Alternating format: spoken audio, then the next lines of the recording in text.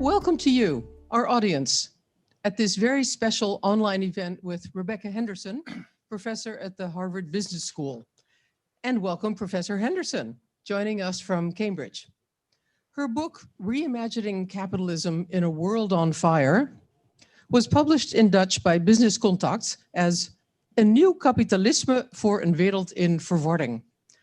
Verwarding, confusion. Does sound a little bit less dramatic than on fire, doesn't it? Rebecca Henderson argues in this book that only a new form of capitalism can drive the innovation we need to build a just and sustainable world and to help solve the three great problems of our time: climate change, inequality, and threats to democracy. In the book, she says, and it is her true conviction, business can change the world. Well, we have a lot to talk about. My name is Tracy Metz. I'm the director of the John Adams Institute, whose mission is to bring the best and the brightest of American thinking to the Netherlands. We have partnered this evening with two of our corporate members, the Amsterdam Business School at the University of Amsterdam and Limes International, which offers worldwide tax, legal, and mobility services. ABS and Limes support us because they are interested not only in ideas from the US, but in what is going on in the world in general. A new take on capitalism is one of those big ideas. And we from the John Adams are delighted to bring our sponsors together to benefit from each other. Limes is a dynamic firm always on the lookout for new talent. ABS is always on the lookout for future opportunities for their students. Mobility services.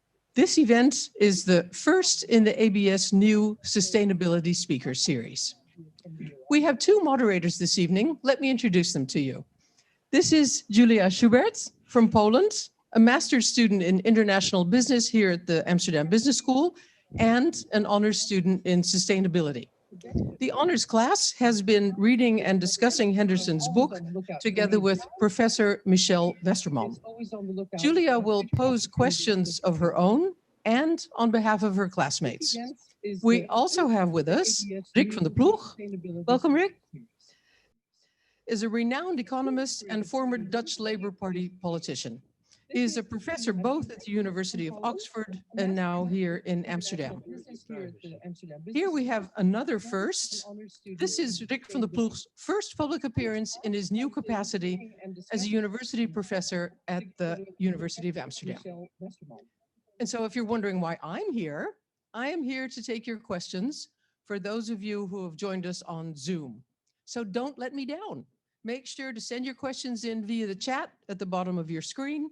At the end of our talk, I will also return with a couple closing remarks. Just one more particularity. Because of the curfew, we decided to start 15 minutes earlier than was originally announced. If you missed the first 15 minutes, and I will repeat this also later in our evening together, do not despair. You can watch the complete event again on our website, www.john-adams.nl. I am honored to now give the floor to Rick, who, as an economist, will introduce Henderson's work and share some of his own thoughts. After that, Professor Henderson, Rebecca, herself will tell us about what drove her to write this book and the convictions that she has developed while doing so. Then Julia will kick off the conversation with questions from herself and from the students. Rick, the floor is yours. Thank you very much, Tracy. Tracy and I go back more than 20 years, because when I was a politician, you were an important advisor and contributor to the debate on architecture. Reporter. But you make it sound like we had an affair, which we didn't. No, but I learned a lot from you at that time. It's my job here to introduce Rebecca and to say a few words about it. I'm not sure, you're always billed as being American, but is it? But I think you're a bit British, aren't you? So let's make that clear. So it's a Brit in America we have, and she's one of only a very few university professors in Harvard. So she's not just an ordinary professor, she's a university professor. Very popular, but she's won many, many teaching prizes.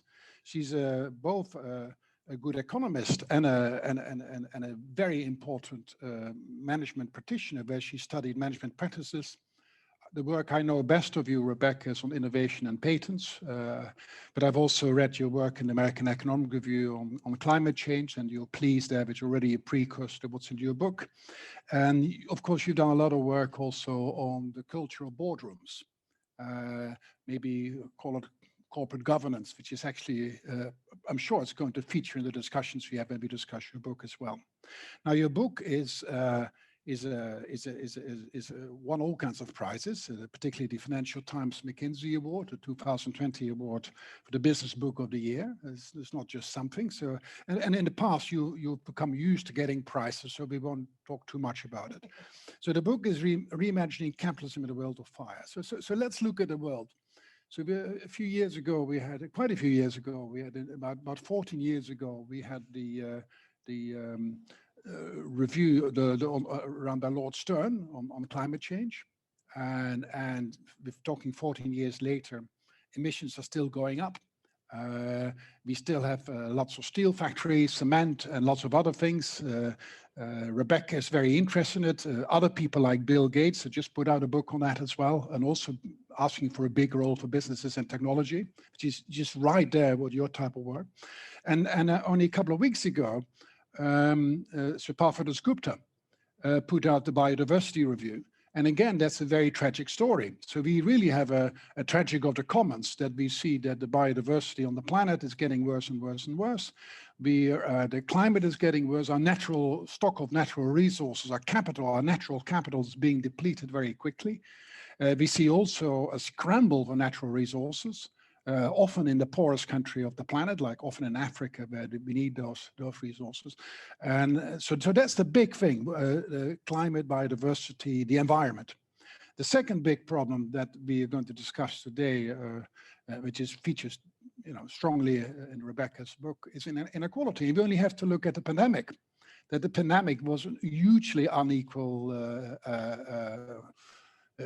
event. I mean, it was the poorest people, Black people, but also people who were in maybe the more rotten jobs. So not the university professors, who were more vulnerable to get COVID-19. And we see, of course, also the scramble for the rich countries, almost embarrassing, to get our vaccines sorted out. And yet we're not worrying about vaccines in the rest of the world. And then there are all kinds of questions to do with corporations, about the monopolies on those patents.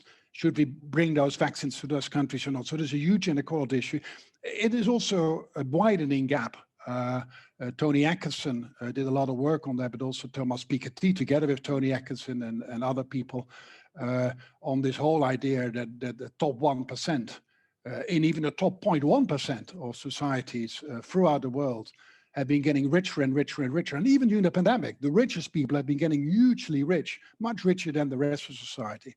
So inequality is a big issue. Inequality in health, inequality in housing, inequality in access to education, and inequality in incomes, and just general inequality in the opportunities to have a decent life. So that's the second big theme of today. And the third big theme of today, after we've had a sign of relief that Biden is now president, if I say this on my own account. Before that, we had Trump. In Hungary, we have also governments, and then maybe even Poland, but I'll leave that aside, where democracy and the quality of institutions, particularly the legal system, but all the countervailing balances that are a part of normal societies, of liberal societies, are being attacked left, right, and center. Not just we thought maybe we think badly about a clown like Boris Johnson in the UK, but that's nothing. At least the institutions are still being respected in England, whereas in many countries, institutions are really deliberately being dismantled. So it's Russia, China, now Hong Kong, very sadly. But of course, they had a good go at it in America. So here we are, the big three themes: the institutional collapse, are people voting, so the whole problem of democracy, that inequality, and the environment. So these are the three things. And so I won't take your main messages away, but I expect Rebecca will talk to us, and I will stop here on a number of things we can do. So not just politicians and people, but your focus will be more on businesses. So in that sense, you have you have a healthy thing. Of course, businesses themselves, some of them have been having this business for B model, where lots of multinational corporations are trying to kind of go on this bandwagon that they want to be good for society. We will talk undoubtedly later about somebody who took the complete opposite view, like Milton Friedman, and said, companies, they just have to make profits, and the bottom line, the EBIT is the main thing, the earnings before tax. And no goody-goody-goody-goodnesses. But you will make a case, we hope, and we will discuss that, on why companies are very important to tackle those three crises in society: political institutional crisis, inequality crisis, and an environmental crisis. So with those words, and I might come back later with questions, because I have lots of questions. I love to hear you. I've heard you before, of course, due to this lovely Zoom, you can hear all kinds of people all over the place. This is something that was not possible before. So I look forward Rick, very before much we to go that. to Professor Henderson, I have a question for you. Yeah. Where do you stand on this? Because I know that Rebecca Henderson says, yes, capitalism has its faults, plural, but we need capitalism. We need its innovation, its drive, its competitiveness. How do you feel? Because we know that you were a member of the Socialist, or maybe still are, member of the Dutch Socialist Party. I used to write lots of papers when I was very young on Marxism and on things like that. But I'm a strong believer in a strong capitalist society. But it should be regulated, and it should be well. Let's give an example. The example people give is, of course, that these development of vaccines incredibly quickly, in less than a year. That was a clear example of governments working together with big corporations as big, and then trying to get. And now we have to kind of try to distribute it. It's a little bit what other economists like in England is Mariana Mazzucato. And she has often, of course, been arguing for the big and she follows in the footsteps of Stuart Holland, who did a lot of those arguments in the 70s. That following the IRI, the big Italian kind of state firm, but taking kind of partnerships in companies. But what we see, of course, is that governments are doing the opposite. So look after the pandemic, what is all being supported? The old brown carbon-intensive zombies, rather than investing in this new wave or this new way of life, that we have to reinvent capitalism and we have to reinvent society. So I'm very much along the same line. And Julia, has Rebecca different. Henderson been able to convince you? Well, yes, I think that yes. We've been discussing your book during the lectures, and yeah, we really liked your ideas, but still there are many questions because the issue is so complex.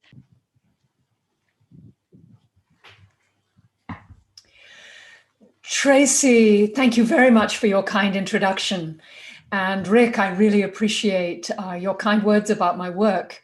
And Julia, I'm with you. There are lots and lots of questions here. So my plan is to give a very brief overview of the argument of the book, but then to leave lots of time for discussion after that. So let me try and summarize the book. I assert, as Rick suggested, that the world faces a number of massive public goods problems, from environmental degradation, biodiversity and climate change, to accelerating inequality and racial and ethnic exclusion, and institutional degradation, and in some cases, institutional collapse. I think the first best solution to these three problems is the classic liberal solution that Rick outlined. I think a free market is vital to a flourishing society, but I think it needs to be balanced by a democratically accountable, transparent, strong, capable government, and that both market and government in turn need to be balanced by strong civil society. That means an independent judiciary, a strong and independent media, and a voice for labor. So that is my solution, and it's a very classic solution. What is new in my work, I hope, is that I suggest that the private sector can play an important role in rebalancing our society, in reclaiming this lost balance. And that's a very unlikely idea. And sometimes people say to me, Rebecca, you've got to be kidding. Business saves the world, really? So let me say again that I think the first best solution is first best. And that if I could choose, I would choose a massive global political and social movement that insists on regulating problems like climate change, that builds strong safety nets for all, that enables education and health so that we minimize inequality and differences. But in many parts of the world, including both of the countries I'm from, the prospect of the government taking many of these actions seems remote. And the prospect of taking these kinds of action at a global level seems even more remote.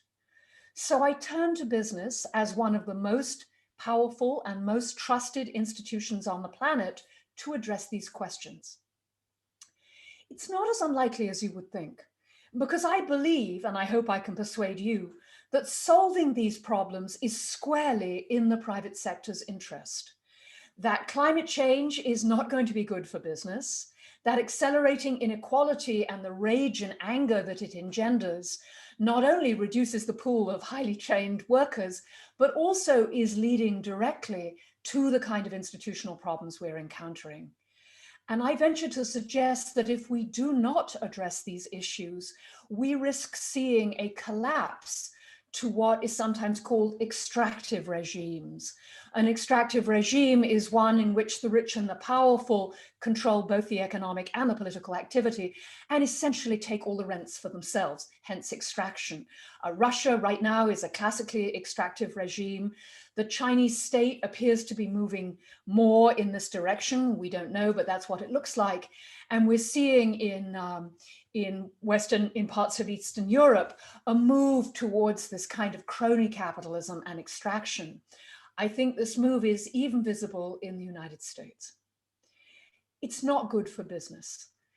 I read the data in this area, both in political science and development economics, as suggesting very strongly that societies grow and thrive when you have the combination of a genuinely free and fair market and a genuinely open democracy, because it's only this balance of power that can set the rules of the game for the free market that lets everyone participate and everyone succeed through free and fair competition. And without this kind of regime, without this kind of holding, we will collapse to extraction. So that I think there's a business case for business to pay attention to these issues. It is, of course, a collective case. If somehow we could represent business by a single individual, I imagine that if I went to them and said, would you like me to solve climate change? And how about inequality? And wouldn't a bit of democracy be a good idea? My guess is that individual would say absolutely yes, that they would have read the same research and they'd say, yeah, I want to be part of a mixed liberal economy. That's the way that my businesses will grow most rapidly, and I will have a strong workforce that's and great consumers that want to buy my stuff. But it's a collective action problem. So my book can be read as a hypothesis as to how the collective action problem could be solved.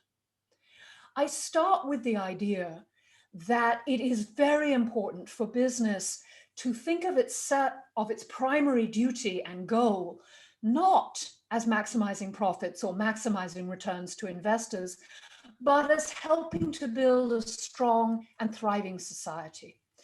I think business should understand it has an important responsibility to the institutions in which it is embedded. After all, one of the quickest ways to maximize shareholder value is to lobby politicians to shape the rules in your own favor. But that can't have been what Milton Friedman had in mind. It's very unlikely that that increases aggregate prosperity or individual freedom. So I think the deepest normative commitments of capitalism require firms to take responsibility for the health of the institutions in which they're embedded, and at the very least, to stop actively destroying their health. So to me, to emit greenhouse gases without paying for it is an immoral act in the terms of capitalism, because we have a massive mispricing in the market. Emissions enormous damage, but those of us who emit them get to cause that damage without cost. So I think business should adopt this a sense of purpose, a sense of commitment to the greater society. Now, I'm an engineer and an economist, and adopting a sense of purpose will, like nice words, Rebecca, what would that mean? Well, on the ground, it would mean actively looking for opportunities to create shared value, to find business models that both make money and address major social or environmental problems. In my book, I talk about a CEO called Erik Osmundson, who runs a company called Norsk Gjenvinning. Erik joined Norsk Gjenvinning, which is a garbage company, following a very successful career in private equity. That might not seem like a very conventional career move, but Erik knew that if we could change the way we handle our garbage, we could reduce global emissions by hundreds of millions of tons. When he arrived at the firm, he found that the industry was deeply corrupt. Firms were discarding waste illegally, were mislabeling medical and hazardous waste and shipping it overseas, and the fines for violation were tiny and very rarely enforced. Erik could have quit. He thought about it, but he had a very strong belief that business could make a difference, and he wanted to participate. And so he announced that Norsk Gjenvinning was not going to do anything illegal, that it was going to run clean and will raise its prices in order to do so. Half of his customers left the firm immediately. So did half of his senior team. His competitors sued him for bringing the industry into disrepute. But once he started to stand up, other people wanted to be a part of what he was creating. The employees who remained were thrilled to be working for a firm that was competing through innovation and trying to transform the industry, and found all kinds of legal ways to cut costs. A significant fraction of his customers announced that they were willing to pay more. His investors were willing to back him because they thought in the long term, his transformation of the industry would greatly increase industry profits and give him a leading position. And last but not least, a few of his competitors decided to join him and to announce that they too would run clean. I won't tell you that what followed was easy or quick or cheap, but Norsk Gjenvinning is now one of the largest recycling companies in Scandinavia, one of the most desirable employees in Norway, and is making a significant difference against the waste problem. This is how I see purpose-driven businesses making a difference. Discovering a business model that can both solve public problems and make money. In the Norsk Gjenvinning case, he, by moving the industry towards recycling and thinking of waste as a source of raw materials rather than as something you throw into a hole in the ground, he was able to develop an industry-leading position based on high technology and economy of scale. He was able to persuade his employees that he was authentically purpose-driven, motivating them in ways that significantly both increased his innovation and reduced his costs. He was able to persuade his competitors to join him in doing the right thing, making paying attention to these issues pre-competitive so that no one was at a disadvantage, promising not to dispose of waste illegally. And two more things. He worked with his investors, and we could talk a great deal about the need to rewire finance, which in my mind is absolutely essential if we're to solve the problems we face. But he was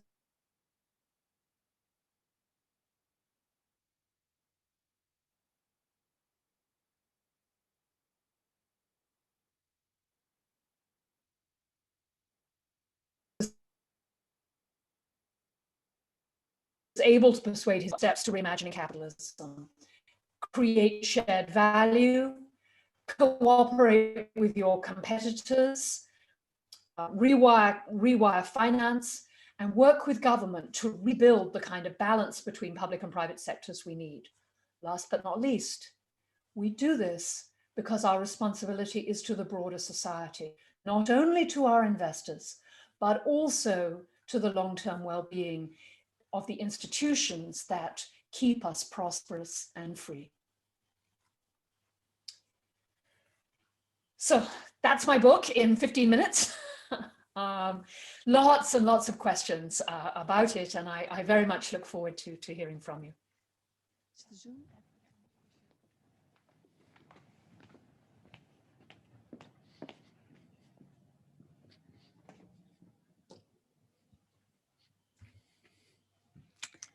Thank you, Rebecca. Looking forward to our conversation and also to questions from our audience in the Zoom. But first, I would like to give the floor to Julia. Yes, thank you very much, Rebecca, for the whole introduction. And yeah, I would like to go back to Tracy's question, whether you have convinced me. And I think that if we can reimagine capitalism, then it will definitely solve our problems. But the question is whether we are able to reimagine it. And here comes my first question to you, whether it is realistic that any business can be both purpose-driven and profitable. We already mentioned today Milton Friedman, who would say it's all about the profit. So what do you think is the ultimate driver? Is it purpose or is it profit? The ultimate driver is always profits, in the sense that if, as a company, I don't give my investors decent returns, they're liable to fire me. So profits are always important, but that doesn't mean they have to be the goal of the enterprise. We all need to breathe to live, but that doesn't mean that breathing is our goal. You can have a firm that has broader goals than simply making money, and it can be very profitable. At HBS, we have more than 300 case examples of firms that are solving environmental or social problems and making a great deal of money, sometimes by something as simple as using high road employment systems, deciding to pay the people that work for them a living wage, treating them with dignity and respect, and redesigning work so that they can be genuinely empowered to make decisions and innovate in the work they do. And this is not just a matter for people at the high end of the income distribution. My colleague Zeynep Ton at MIT has shown, I think very convincingly, that you can do this with retail outlets, with some of the least skilled people in the world, that if you redesign work and you treat them with dignity and respect, give people the training they need, that you can generate innovation and productivity and creativity that more than pays for giving everybody a decent wage and reasonable benefits. And so what is the goal of the firm? Is it to create great jobs and strengthen the community, or to give a decent return to investors? Well, both. But you can definitely survive while thinking about more than making money. In fact, that's what most great firms have done. They've been created to introduce fantastic products or really make a difference. That's the heritage of the private sector. I think we just need to reclaim it. Yeah, but this would also require every firm to have appropriate purpose, right? And we still have a lot of people who deny climate change. So can we make sure that the purpose of the firm is sustainable? Oh, Julia, fabulous, fabulous question. I am not suggesting that we will solve our problems by every firm becoming purpose-driven, because it isn't going to happen. You are exactly right. The vision that I have in mind is that maybe 20 to 25% of the largest firms and the most entrepreneurial firms become purpose-driven. And as they innovate, as they move, they show other firms that there's money to be made. So take Elon Musk as the most obvious example, an incredibly purpose-driven, if complicated person. He has probably accelerated the introduction of electric vehicles by 5 years. He was purpose-driven, he took the risk, he took the chances to explore this new way of producing cars, and everyone else has been effectively forced to follow him. So I see these firms as catalysts in their own industry and in their own region. And as you know, because you've been discussing my book, I don't think we will solve these problems until and unless all investors insist that firms do, and or governments do. Because there's always going to be firms that say, I'll pay people the bottom of the pay scale and I don't care about climate change, it's cheap to burn coal. And so ultimately we're going to need institutions that coerce them. And that could be investors, we can talk more about that, but it could also, and most obviously, be governments. So another part of what I'm hoping here, and let me be clear, this is hope I'm talking about. I'm not like, this is a done deal, this is definitely going to happen. I think this could happen. That as more and more purpose-driven firms emerge and make progress, they begin to change both the political and the social climate. They make it feasible that we could address these problems without damaging the economy, that they accelerate the possibility of government action. Okay. May I bring in a question, I believe from one of your fellow students, because I see her on the screen, Chandralaka Tanabalan. Her question is, pursuing purpose is sometimes argued to be a privilege for companies in developed countries, Some argue that companies in developing countries can't afford to do that because doing that would mean that they can't compete with companies from developed economies. What are your thoughts on this dichotomy? I don't think that's true. My whole belief and the focus of my research is that you can be purpose-driven and be more productive and more innovative and more creative than conventional firms. And I think the kinds of business models that I'm focusing on, where you can design a business model that is less environmentally costly or that creates better jobs and still make money, those business models are absolutely available in the developing world. So if you think about the opportunities in agriculture, where there's an enormous amount of work to be done, both in improving wages and working conditions in the supply chain and in reducing carbon emissions. If there are business models that allow you to do that at scale and to make money, those are going to be absolutely available in the developing world. And many companies in the developing world are much less stuck in their ways, much more aware of the way the world is changing, much more entrepreneurial and open. They're ideally positioned to address some of these problems. So one of the things you say in your book is that we need sustainability metrics.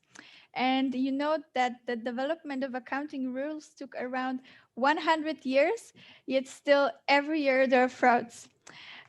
So I wonder, how can we develop effective sustainability metrics fast enough? Because we do not have 100 years, right? Because the urgency is so strong.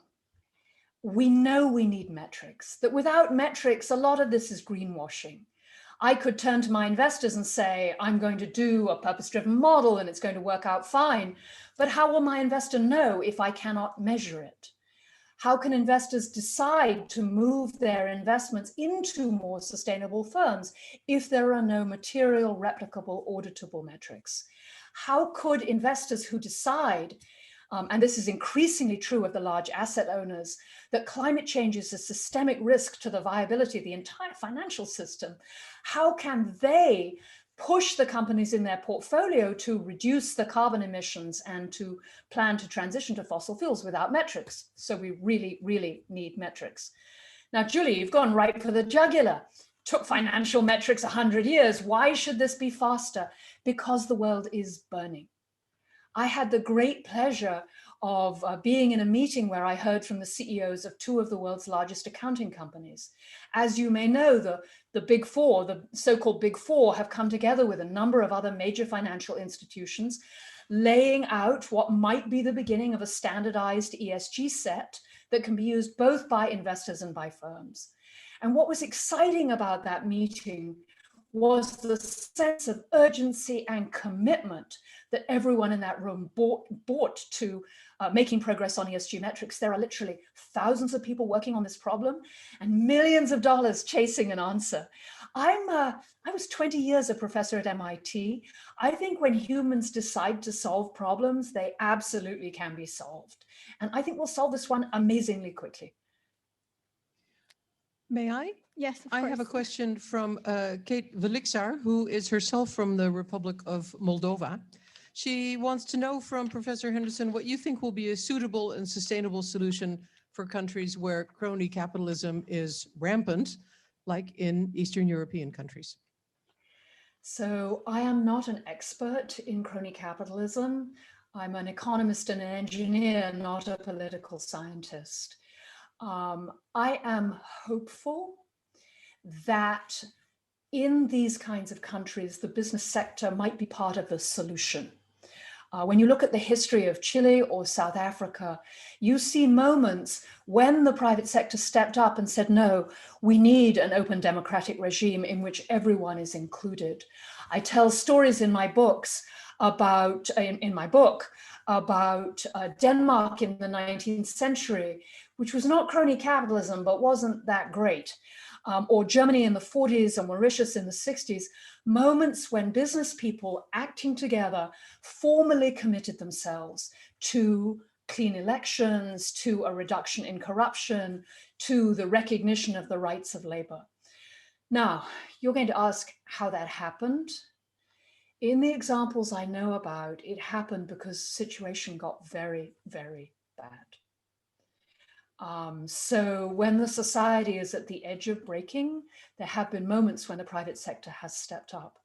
I'm not recommending that. Of course, if there are ways to build political and social movements such that ordinary people can join together and work with politicians and with the private sector to change the regime, that's ideal. But it's tricky. I mean, why did the wall fall? I'm not an expert on that, but surely we can learn something from these very significant social shifts. Yeah, thank you. Another thing that I would like to talk with you about is the palm oil case that you cover in your book. And it shows that self-regulation and cooperation across firms can actually be ineffective. So I wonder, will businesses really be able to work together to solve sustainability problems? 5 years ago, Julia, I would have answered yes. I was working with groups of firms in the textile and apparel business and in the food business, and they had formed these very impressive collaborations. At one time, nearly 70% of globally traded palm oil was covered by sustainability agreements. And we really thought that the collective buying power of these big Western firms could clean up supply chains across the world.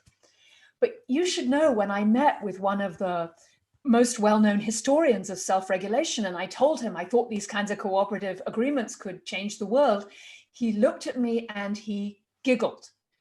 He said, "Oh, come on, Rebecca. Do you know how many of those arrangements are just about raising prices and keeping out entrants? And it's super hard to maintain collaboration." So since in the 5 years since, I have seen those kinds of pressures at work. I think collaborative arrangements can have a very important role to play. They highlight the metrics that need to be made, the things that need to be measured if we're going to make sure every firm is meeting its commitments.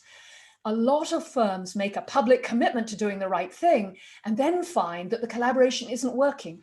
And that creates immense appetite for bringing in government regulation or bringing in finance, banks and investors to enforce the collaboration. So we see, for example, in the mining and minerals industry, the Ecuador principles, which says we will not fund you if you do not meet basic human rights principles. That's an example of the capital markets enforcing collaboration. I think that's where we're going. Initial collaboration to work out what it is we need to do and why there's a business case for doing it, and then turning to either the capital markets or local governments to enforce the rules that will lock that in place. I nearly fell off my chair the first time I heard a major executive in the textile industry say, "I guess we just have to support the government in enforcing their labor laws." But that is something that they have done. And we now have some very nice research showing that the public sector can work in concert with local governments to enforce local laws to improve everyone's well-being. Rick, do you follow Rebecca in this faith in collaboration? Well, I would like to ask you, in a way, from Europe, we look at it very strange because we always think of stakeholder capitalism as very normal. But of course, you go much further, I suppose, because like in Germany, for example, employees sit on the board of companies. We think in the Netherlands that everybody talks with each other, and the employees, the customers, the government, and they try to get things together. So maybe how much of your story is directed to American ears rather than to European ears. And I mean, not including the UK, of course, but from a continental European perspective. And it used to mean in the old days, we had this thing called Michel Albert, where this book, Capitalism contra Capitalism, and which is all about the Rhinelandic model. But I think you go much further than that, because you say, no, we need people like Bill Gates, we need people like Elon Musk, we need these kind of these technical innovation guys. We need to kind of, it goes much further than stakeholder capitalism, I believe. But that's a question. I talked to a friend once about my book, and he looked at me and he said, Rebecca, you called this Reimagining Capitalism, but really it should be called, could we please go back to US capitalism as it was in the 50s and 60s, except without the racism and the misogyny? Could we please go back, or could we please go to Germany or Japan in its glory days when it was stakeholder oriented and growing so fast? So I think you're exactly right. Much of elements of what I'm talking about have absolutely been real in both in America post World War II, but also most noticeably in Europe. I think, if we could take the whole world and turn it into the Netherlands, I think that would be amazing. I really do. Amazing in a good way, Rebecca? Or in a good way. But you're Dutch, so, or not in your case, Tracy, but most people listening to me are Dutch. I'm sure you're aware of the issues and problems and challenges. It's always going to be a matter of balancing the free market and the state. And if I had to point to a weakness in some parts of Europe, it might be that the free market is not as innovative and competitive and dynamic as it is in some other parts of the world. And if we look, for example, at France and ask, perhaps the labor market is a little bit too rigid and too many young people feel shut out of jobs and opportunity, even as French labor law was developed with the best of intentions. So I think what I'm really pointing to is the need to keep a dynamic balance between these elements of state, market, and civil society. Not one perfect solution, not one way to do it, and something that will always have to be fought for.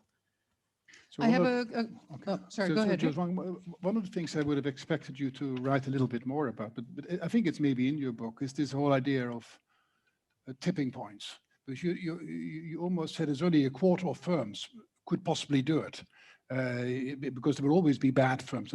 So in a sense, there's all issue what economists call strategic complementarities. So the idea is that in order to develop new technology, for example, batteries, to make them better, to really get good energy, we need to have a lot of demand. We need to sell a lot of the stuff, but that's really cheap. But to get a lot of demand, you need to have a lot of technology. So you're in a kind of a game of chicken situation, that they're all waiting for each other.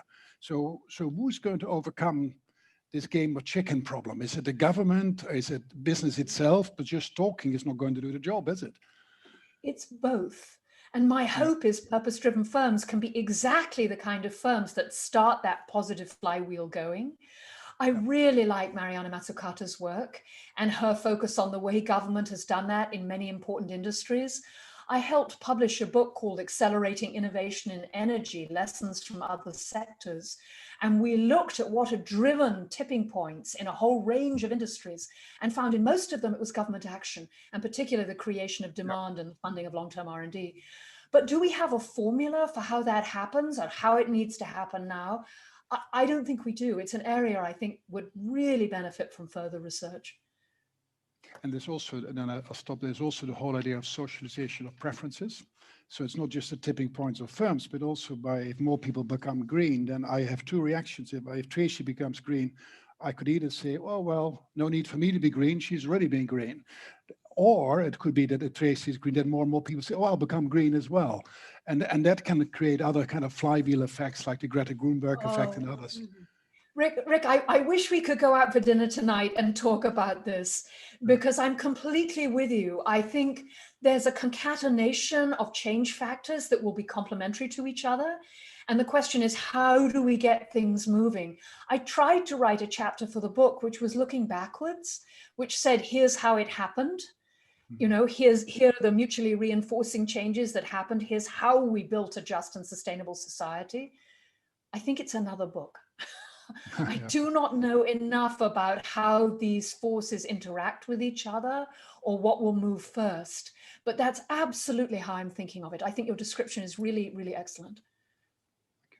When you said, if only all the world could be the Netherlands, Rebecca, the first thing I had to think of is, well, I don't know if we have actually done as good a job of COVID response as I think many Dutch people would have expected from our government, speaking as sort of quasi-Dutch person. And that refers to a question here by Jeff Derricks.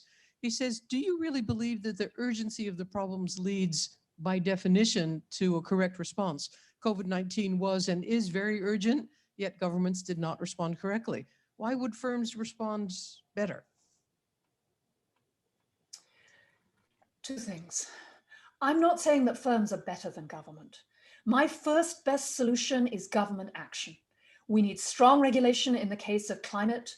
We need investment in health and education and redistribution and active inclusion to address problems of inequality. These are problems for the state. My fear is that in many parts of the world, the state is not going to step up in the way it should. And in fact, I think COVID has in this way had a terrible silver lining, which is many business people used to think that, well, particularly where I live, that government was just a nuisance, that regulation was always bad, that we should drown government in the bathtub. And what COVID has made clear, even as so many governments have stumbled, is that we need good, capable government.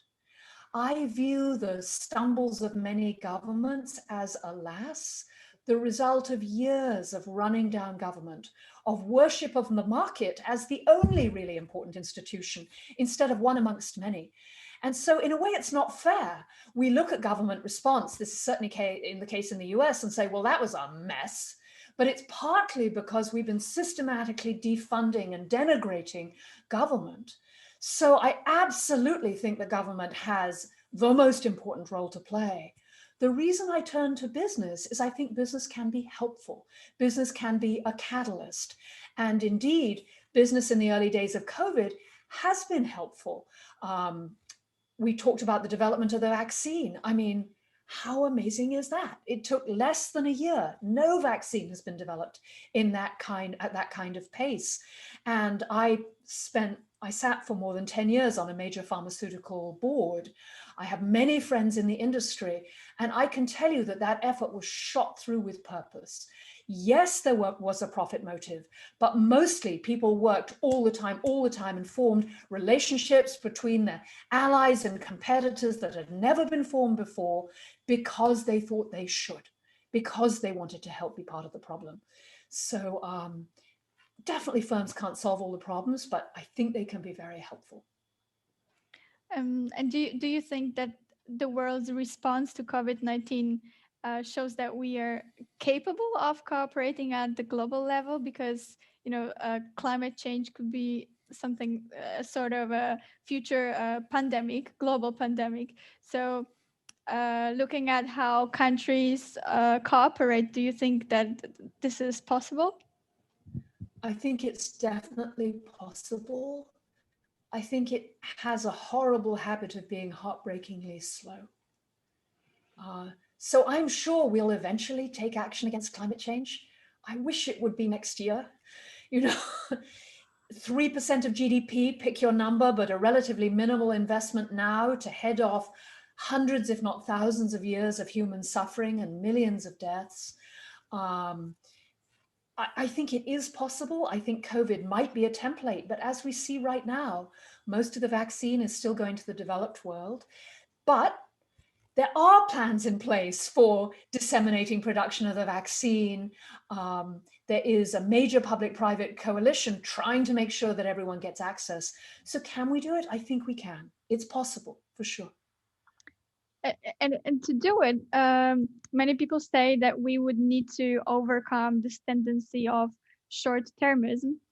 And I wonder, how can we do it? Because short-term orientation is actually is something that is rooted in our evolutionary history. So can we overcome this?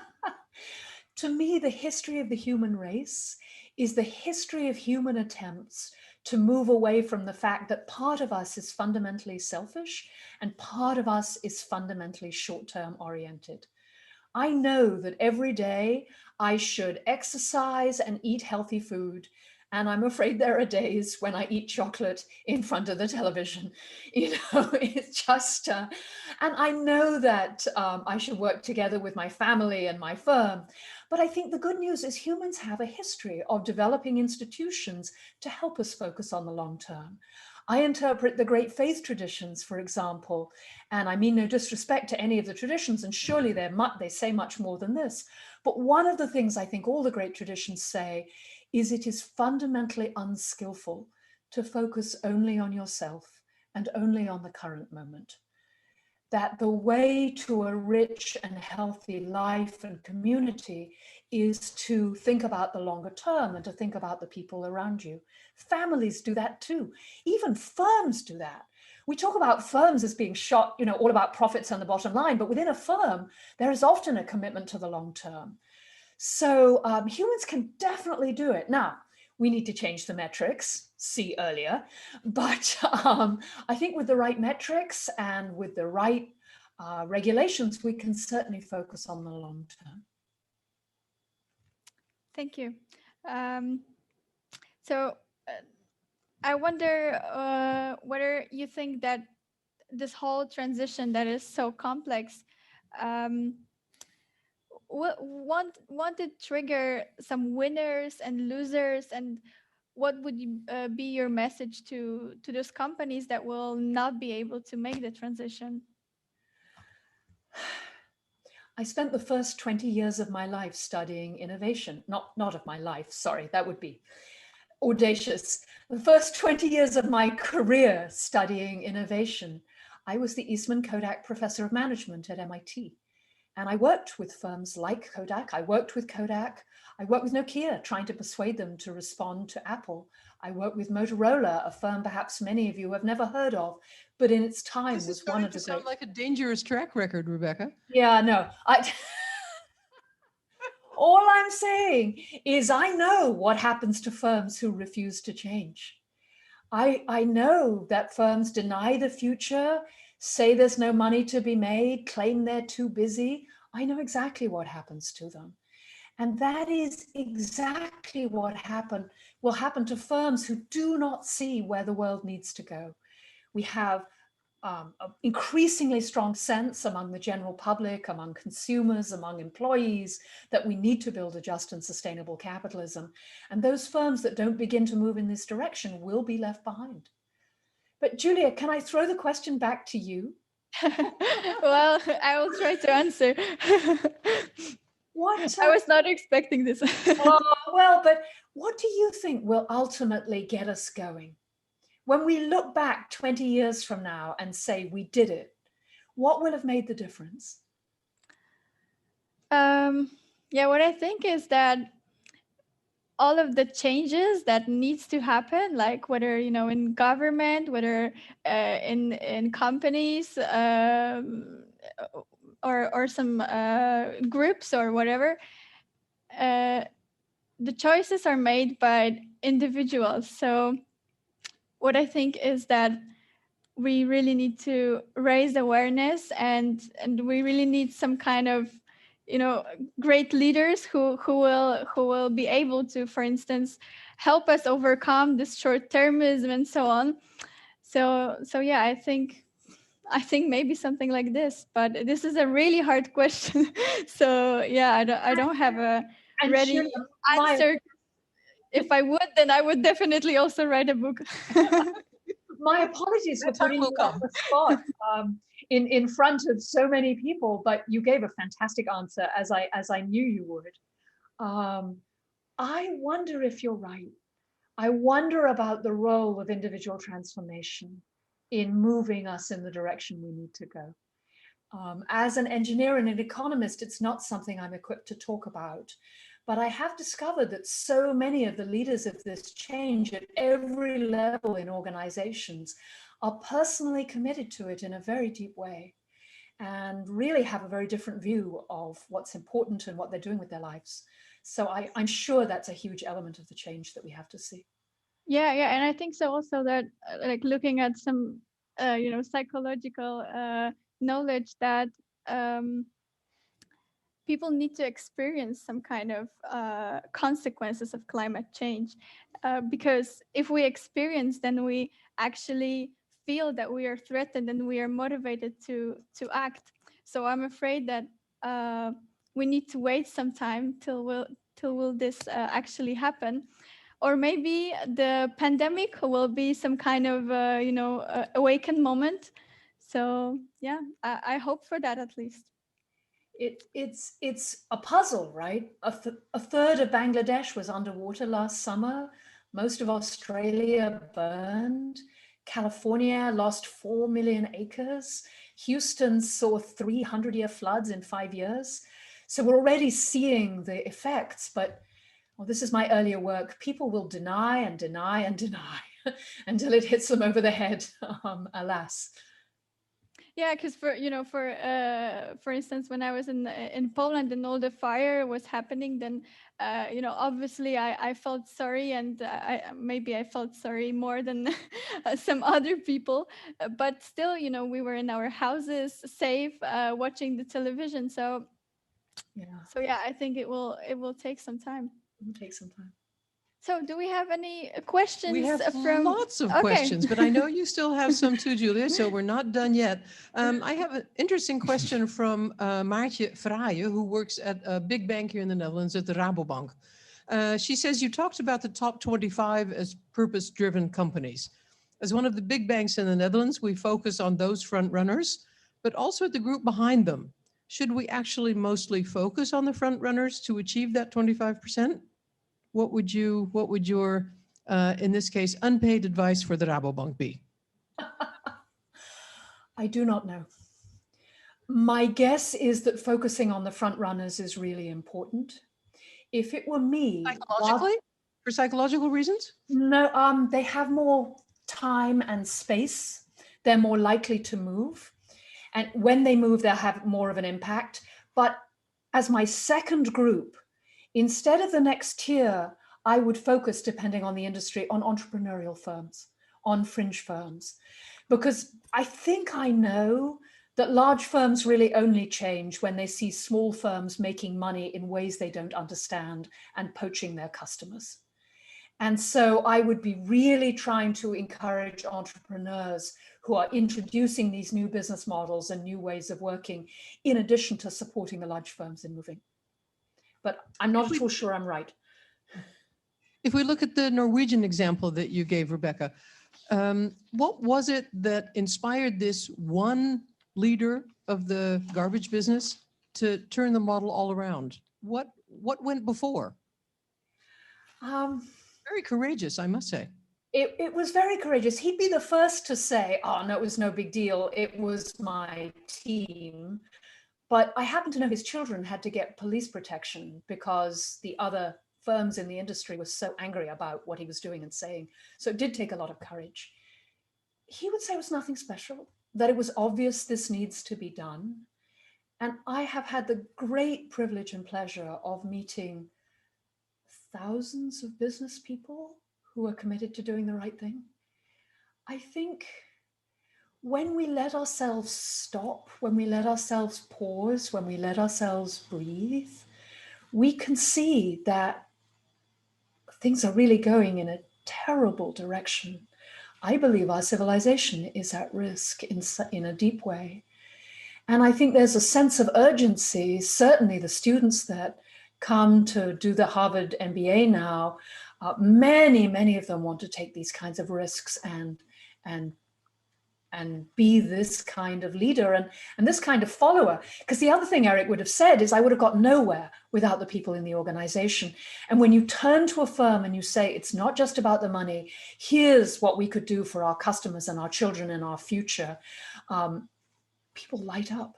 It's so exciting as a different way to spend your life. There was a review of your book in the newspaper that I also write for myself, NRC Handelsblad. And there were a couple of interesting remarks in there. And one of them was, if it's so profitable to do the right thing, why haven't businesses been doing that all along? What has changed? Well, I think it's always been profitable to run high road firms, but it is emotionally expensive and it requires a long-term commitment to doing the right thing. If you are trying, it's much more comfortable to manage people as things and to manage for the current quarter. So there's a threshold energy to adopt a new way of working. Once adopted, I think we have a great deal of evidence that, that it is at least as good as conventional ways of doing things. I mean, a lot of my scholarly academic research is exactly about this question, Tracy, as you may know. Why is it, if there's a different way to do things, why isn't everyone running there?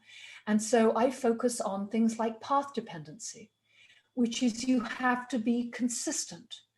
I focus on things like worse before better. You have to be willing to make investments now for gains later. I focus on things like vision. You have to be able to see a broader picture and to think more widely. Most organizations are not run at the optimum way. You know, my first scholarly paper ever was called Underinvestment and Incompetence in the Face of Radical Change. And in that paper, I suggested that there were real changes that would be profitable that firms could not see and would not act on. And the letter I got back from the Economic Journal said, "Dear Rebecca, you have written a paper about how the moon is made of green cheese. And economists have written too little about cheesy planetoids. But this is the most interesting paper any of the referees have read this year. Would you please revise it and send it back to us?" And I think what's been happening in economics is an increasing recognition that inertia is real, that it is hard to change very large complex systems and risky to do so. And so of course change is difficult, but that does not mean it's unprofitable. Looking at the watch, I see that we unfortunately have not so much time anymore. And I have two very important questions for you that I would really like to ask. So the first one is, what do you think can our generation do to speed up the changes and achieve a sustainable world in our lifetime? That's just one of the questions, right? I'm 22. Okay, in a minute. Make trouble. Firms change when their consumers and their employees and their investors insist that they do. One of the things that still hasn't happened is most people are not shifting their buying behaviors because of their values. Employees are starting to move. So in the firms you join, make trouble politely, appropriately, but raise the tough questions. I have a friend who's a CEO who 5 years ago called me and said, "Rebecca, you know, I think this sustainability stuff is bullshit." And I said, "Fred," not his real name, "Yeah, Fred, I know that." He said, "Well, everyone I'm trying to hire thinks it's important. Would you come and talk to us about it and tell us, like, maybe we can do something?" I mean, now his firm is one of the most purpose-driven firms I know, but it's because his employees insisted that he think about new ways of running things. So make trouble, and make political trouble too. We really do need new rules as well. Yeah. Does it work? Yes. Okay. Yeah. On one of your interviews, I also heard that you said that one of the most important thing is that everyone goes voting. And I've heard that, you know, it really touched me because I'm from Poland and we have quite some issues, and I feel that young people are not so interested in politics. So what do you think? How important is being up to date and being interested in politics? Incredibly important, because it's on the ground organizing that will make the difference. But you can't do that just by telling people to vote.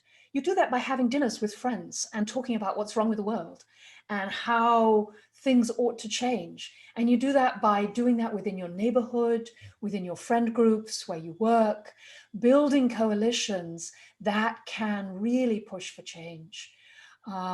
Here in the US, we've seen a significant uptick in young people voting because they've really started to understand how fragile the democracy is and how important a role government plays. We got that because things got really quite bad. I hope they're not that bad in Poland, but that's also something that will really support young people in getting politically engaged. It is so important. Yeah, thank you. So yeah, I have still this one question, but we still have some time. So Keep it for last. It's yes, an important yes, question. yes, Okay. I had a question on my own nickel. One of the cases that you mentioned in the book as an interesting case is Unilever and palm oil. But many people see Unilever's plantations in Africa as an example of an extractive, exploitative economy, old-style capitalism. What is it about Unilever and palm oil that makes you think otherwise? Oh, I think otherwise about Unilever as a whole. I think for a profit-driven firm, they are amazingly aware of the environmental and social consequences of their work. But they are a profit-driven firm. And we live in a world where the pursuit of profit often leads to extraction. Now, I don't know the details about the African plantation. I can tell you that their tea business is significantly more sustainable than it was 10 years ago, that they pay more to employees in their supply chain and work hard on ensuring the long-term viability of the plantations. Is that exploitative?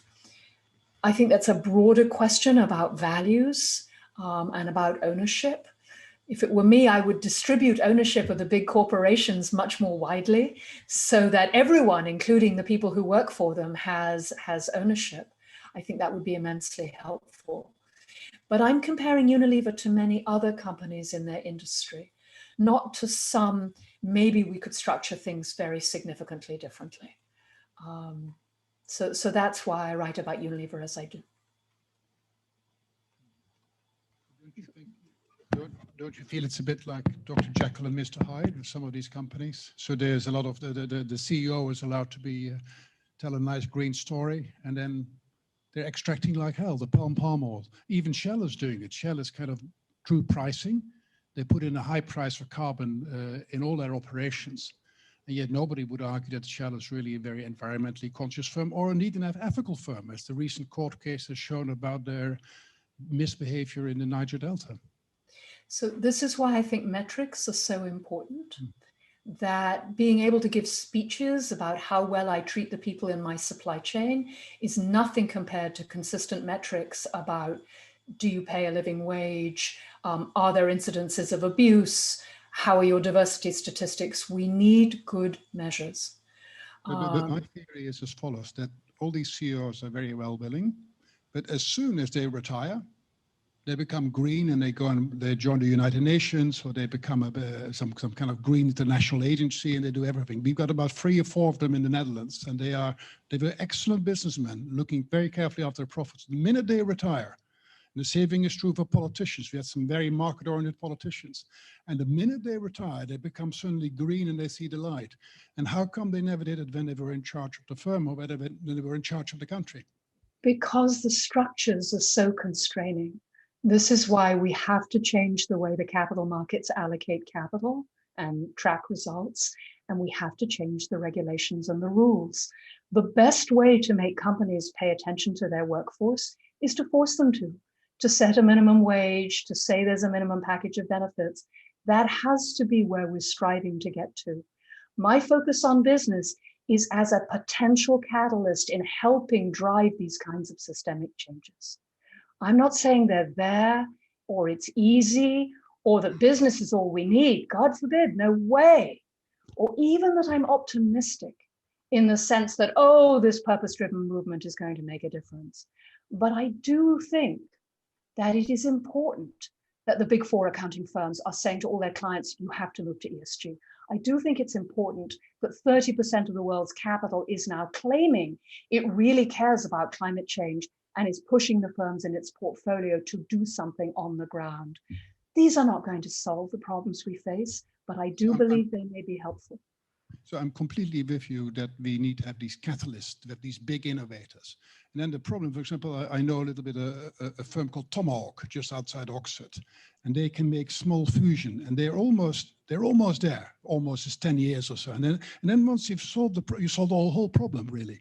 But then to invest in it for an investment fund, it's just not worth it. But so they get big billionaires, but they should also get governments, the G7 or the G20. They should get together and be really going to invest in these really risky game changers, whether it's electrical vehicles, whether it's fusion energy, or whether it's indeed vaccines for the pandemic. So in that sense, people like Bill Gates should be followed, his advice, and then government should really get their act together. Because if you leave it to the market alone, it won't do it. No, this was the subject of my first book, Rick, Accelerating Innovation in Energy. And I completely agree with you that we need very large scale investment in R&D, both development and deployment. But we have political problems. So we have to go through politics. And so then we need to, and so it all becomes circular. But of course you're correct. $15 minimum wage in the US, huh? I'm sorry? And still no $15 minimum wage in the US. It was thrown We're getting closer, but... Well, we only have a few minutes left. I would like to do the following. Ask Rick if he has a couple final observations. Julie has a burning last question, and then I'll close off with just a couple closing remarks. Rick, do you have anything you'd like to add? Well, I think it's been a wonderful discussion and debate, and I particularly thank Julia. I want to end asking all young people to read your book and to read 2 or 3 other books, maybe also Maria's book, and also Bill Gates's book. And because a lot of the action has to come both on the political front and when you start running companies. Go and take courses with Rebecca, but it really it's an appeal for us to help change society, and that's also how I read your book. So you come refreshed from it back. You say, oh right, we need to get those flywheels into action, and that's what it's all about. So thank you very much, Rebecca. It's been a lovely hour and a half. Thank you. Thank you very much. Julia. Yeah. So my last question. I would like, sadly, to say that people my age are afraid that it is our generation who will face the consequences of climate change. And we are angry that the responsibility to fix this is on us.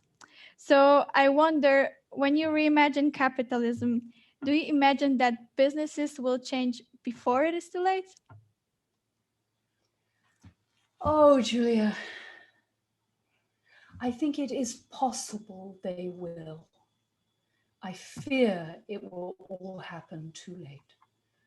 I wake at 4 a.m. so afraid for our son, for all the young people in the future. But then I get up and say, well, let's do the best we can. I will do what I can right here, right now.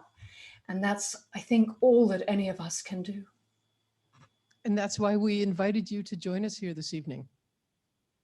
So to me, the honor of thanking our guest of honor, Professor Rebecca Henderson, to our moderators, Rick van der Ploeg and Julia Schubert, and to our sponsors and partners, Amsterdam Business School and Limes International. To our audience, I would like to say we did start 15 minutes earlier because of the curfew. If you hadn't noticed that, then don't worry. The video will be on our website, www.john-adams.nl, very soon. And I would like to mention that on March 16th, we have our next event, sadly still also online, but nevertheless titillating. Joining us will be Arun Chowdhury. He was a videographer with Obama and a campaign advisor to Bernie Sanders. And he has also been brought in as a consultant for the Dutch Labour Party for the elections here on the 17th. So that's why we're talking to him on the 16th, so that you will know when you go to vote on the 17th what influence America has had on the Dutch elections. It's been a joy. I hope we'll all see you again on the 16th. Thank you very much to our audience. I'm sorry we didn't have time for all the Zoom questions, but perhaps we can save the chat and make sure that we send them on to Rebecca. And I think last of all, a great word of thanks and applause to Rebecca Henderson. Thank you, Rebecca. Thank you very much. And Julia, thank you. Fantastic. Thank you very much. Thank you very much. Yeah, thank you very much, Rebecca, and everyone who joined us today.